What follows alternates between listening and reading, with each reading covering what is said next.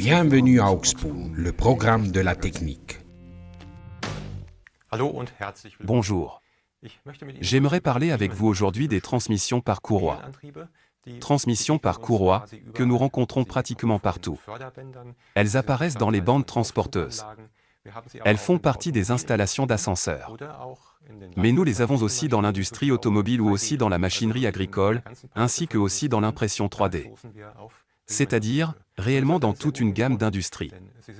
Là nous rencontrons des transmissions par courroie. Et cela a une très bonne raison, parce qu'elles sont très efficaces, elles sont silencieuses et elles sont, lorsqu'elles sont utilisées correctement, également durables. Mais qu'est-ce qu'une transmission par courroie? Comment pouvons-nous l'imaginer? J'ai apporté mon modèle, qui est ici avec moi sur la table. C'est bien sûr un modèle très petit. C'est un modèle illustratif. Rien que l'on trouverait en pratique dans cette taille, mais pour le comprendre c'est complètement suffisant.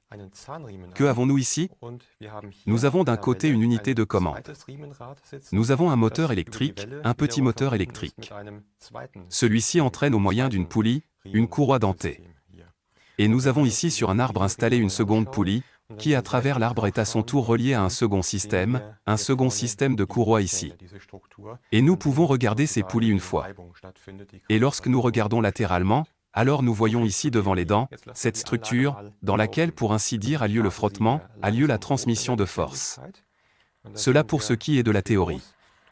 Maintenant laissons fonctionner l'installation. Ainsi, j'augmente ici lentement la vitesse. Et là nous voyons, cela commence. Et nous voyons aussi réellement le moteur, qui entraîne cette poulie et à travers l'arbre se produit la transmission de force ici vers le second arbre. Nous avons ici donc une transmission et comme c'est un peu bruyant, je le fais de nouveau un peu plus lentement. Pour comprendre encore un peu mieux le principe, nous avons encore besoin de deux termes techniques. Si nous regardons de nouveau l'installation, alors nous voyons, le moteur tire ici en bas la bande vers lui. C'est pourquoi ce tronçon de la courroie, on l'appelle le brin tendu, parce que le moteur tire là. Et ici en haut la bande ici sur la partie supérieure, c'est le brin mou. C'est pour ainsi dire le retour. Et si nous regardons cela une fois en grand, j'ai apporté ici une courroie, comme elle est utilisée aussi par exemple dans de petites installations industrielles, alors cela devient clair. C'est-à-dire, je peux tirer ici dessus et ce n'est pas du caoutchouc, cela ne s'étire pas de manière extrême, mais malgré tout cela s'étire autour de 1-2%. Et si je tire ici en haut, alors on voit en bas, que la bande pend en bas. Exactement comme on peut reconnaître par exemple aussi ici dans la représentation, dans cette représentation schématique sur le moniteur, où la bande pend en bas et en haut est tirée. Dans ce cas nous arrêtons l'installation une fois, parce que je veux vous montrer quelque chose de plus. J'ai ici maintenant comme exemple une courroie trapézoïdale dans la main et j'ai une poulie de courroie trapézoïdale ici. Ici nous voyons, c'est-à-dire ici il n'y a pas de dents dedans, cette fois, mais en revanche oui pratiquement la pièce opposée à ce trapèze, parce que la courroie trapézoïdale court de manière trapézoïdale ici en bas et maintenant je peux la poser ici dessus. Et maintenant nous pouvons réfléchir, que se passe-t-il réellement? C'est-à-dire, lorsque la tension est idéale, alors nous avons une transmission de force idéale. Mais que se passe-t-il, par exemple, lorsque la tension est trop faible? Alors c'est maintenant le cas, tel que je le représente ici, alors elle glisse simplement ici par-dessus et le danger ici consiste alors par exemple en ce que cela chauffe trop et la chaleur détruise la courroie et en plus la transmission de force n'est absolument pas idéale. L'autre variante est, lorsque je tire trop fort ici, c'est-à-dire lorsque la tension est trop grande, alors le moteur a besoin d'énormément de force pour tirer la bande ici, la courroie ici par-dessus. Et en plus l'installation est très fortement sollicitée, le matériau se fatigue très rapidement et nous n'avons donc ni un système efficace ni un système durable. Les deux variantes, aussi bien trop peu de tension que trop de tension nous voulons absolument les éviter. Mais comment pouvons-nous éviter cela? Pour cela il existe des instruments de mesure, aujourd'hui aussi des instruments de mesure très maniables, qui le font soit optiquement soit acoustiquement, parce que nous pouvons nous imaginer cela, si nous regardons de nouveau ici notre système. Je pourrais maintenant ici toucher avec le doigt et je pourrais dire, ainsi à vue d'œil, ainsi la tension de ce système est correcte. Mais aujourd'hui nous avons des possibilités bien meilleures pour déterminer cela, soit acoustiquement, soit optiquement. Pourquoi acoustiquement? Bien, tout cela fonctionne selon le même principe que par exemple une corde d'un instrument musical, sur une guitare, par exemple. Nous pouvons pincer la corde et la corde vibre avec sa fréquence propre. Et cette fréquence propre, nous pouvons la mesurer. Et cette fréquence propre, en plus, se corrèle avec la longueur de la courroie et avec la masse par kilogramme de la courroie. Et si nous connaissons les unités correspondantes, nous pouvons déterminer au moyen de la fréquence la force de traction de cette courroie et nous avons ainsi la possibilité de vérifier, sommes-nous ici dans la plage de tolérance ou devons-nous changer quelque chose? Et c'est toujours ainsi, nous avons besoin d'un instrument de mesure ainsi, nous devons effectuer une mesure ainsi. Lorsque nous montons une installation ainsi, alors elle est brièvement mise en service, ensuite elle se rôde et après un court temps de fonctionnement nous devons de nouveau nous approcher avec un instrument de mesure, nous devons vérifier, quelque chose a-t-il changé ici ou cette installation fonctionne-t-elle correctement? Si quelque chose a changé, peut-être devons-nous modifier la tension ou tout peut-il rester comme c'est? Et ensuite il est bien sûr important qu'une installation ainsi soit contrôlée encore et encore à des intervalles de maintenance déterminés. On vérifie si quelque chose a changé, si peut-être une fatigue du matériau apparaît et quelque chose doit être remplacé. Pour cela aussi nous avons besoin de ces instruments de mesure. Et à quoi ressemblent ces instruments de mesure, ce qu'ils peuvent faire et comment ils fonctionnent, cela je veux vous le montrer dans cette vidéo.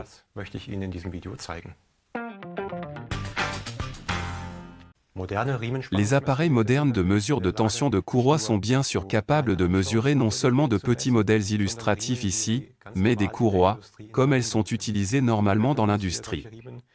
Et nous pouvons regarder ici une fois de telles courroies. Nous avons ici donc des dents très clairement prononcées et je peux poser une seconde courroie ici dessus. Nous voyons, elle a une longueur différente, mais les dents sont de la même taille, tandis qu'un autre modèle a à son tour la longueur du modèle précédent. Je la pose ici une fois. Et ici nous voyons, mais les dents sont plus grandes. Selon quelle force nous avons besoin, quelle longueur nous avons besoin, nous avons ici différentes possibilités de sélection. Il existe aussi d'autres variantes, nous le voyons ici. Ici nous avons 5 courroies trapézoïdales côte à côte, c'est-à-dire pour ainsi dire 5 bandes, qui courent l'une à côté de l'autre.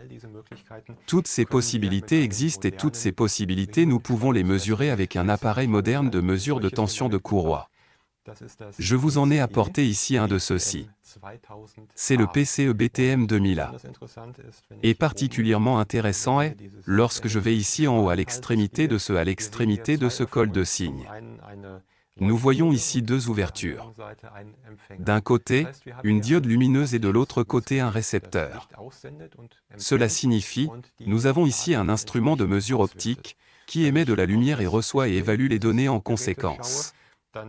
Lorsque je regarde l'écran de cet appareil, alors apparaît ici l'indication, je dois appuyer sur le bouton pour commencer la mesure. Cela je vais le faire maintenant une fois. Je commence et nous voyons ici très clairement lisible en haut la fréquence propre de la courroie et en dessous la tension de la courroie en newton. L'appareil peut évaluer la tension de la courroie, parce que justement nous avons indiqué la longueur de la courroie, nous la voyons ici en bas, et aussi les kilogrammes par mètre de la courroie. Et à travers cela au moyen de formules physiques il est possible de calculer alors la tension de la courroie. La manipulation fonctionne de la manière suivante, que je vais avec la tête de mesure sur la courroie, idéalement ici au centre, où la déviation est la plus grande et ensuite je mets la courroie en vibration. Nous pouvons lire ici bien et clairement les valeurs mesurées. Nous avons aussi la possibilité de stocker jusqu'à 750 valeurs de mesure dans 15 groupes, de sorte que nous puissions ensuite évaluer tranquillement quelles courroies doivent être retendues ou doivent aller en maintenance. Si nous regardons l'appareil encore une fois de plus près, nous avons ici une fonction de menu, que j'active maintenant une fois. Et là nous voyons d'un côté en haut le point le plus important ou un très important, que nous pouvons, comme je l'ai expliqué auparavant, définir la masse et la longueur ici et ainsi laisser l'appareil calculer la tension. Et nous avons à côté des réglages pour la mémoire, pour la calibration nous avons ensuite encore divers réglages comme la date et l'heure, ce qui est important lorsque nous faisons des mesures, que nous puissions ensuite retracer, quand nous étions, où, sur quel appareil. L'appareil peut mesurer des longueurs jusqu'en dessous de 10 mètres, des longueurs de courroie jusqu'en dessous de 10 mètres, ainsi que des fréquences de 10 jusqu'à 900 Hz. Le PCE-BTM 2000A.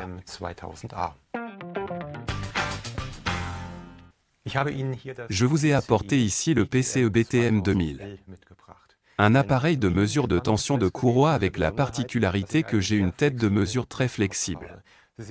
Vous voyez, d'un côté, la tête de mesure est ici en haut connectée à une prise, d'abord avec un câble spiralé et ensuite un nez, que je peux plier ici, comme j'en ai besoin pour par exemple atteindre sous des capots ou bien ici dans mon installation d'exemple, que je puisse me glisser ici rapidement en dessous quelque part et malgré tout pouvoir mesurer dans des endroits auxquels je n'arriverais normalement pas. Le col de cygne mesure 25 cm de long et l'appareil de mesure fonctionne en principe de telle manière que je peux démarrer ici en bas le processus de mesure. Ensuite je peux aller avec ma tête de mesure ici au-dessus sur l'installation et j'obtiens alors une valeur de mesure, que je peux ensuite évaluer, que je peux enregistrer dans différentes catégories. L'appareil a la possibilité de stocker cette scène 50 valeurs de mesure. Et si nous regardons cela ici, nous avons ensuite dans le menu la possibilité de rappeler de nouveau la mémoire. Comme je l'ai dit, dans des dossiers, afin que nous puissions le catégoriser, afin que nous puissions aussi comparer, lorsque nous entretenons des installations, ce que nous devons faire, régulièrement nous entretenons, régulièrement nous contrôlons, que nous puissions voir, quelle valeur avait donc cette installation la dernière fois. Y a-t-il de grandes différences? Est-elle sortie de la plage de tolérance? Et cela est très important, parce que mesurer et prévenir est beaucoup moins cher que d'attendre jusqu'à ce qu'une courroie, une transmission par courroie soit réellement tombée en panne. Que nous devions la remplacer, que des temps d'arrêt se produisent. Et toutes ces choses, nous pouvons les éviter, si nous avons justement un instrument de mesure ainsi, qui peut contrôler optiquement la courroie, comme le PCI-BTM 2000L. Regardons les deux appareils encore une fois dans le résumé. D'abord le PCE-BTM 2000A. Un appareil de mesure de tension de courroie pour des usages compacts avec un col tendeur, qui peut être monté directement sur l'appareil et possède une longueur de 16 cm.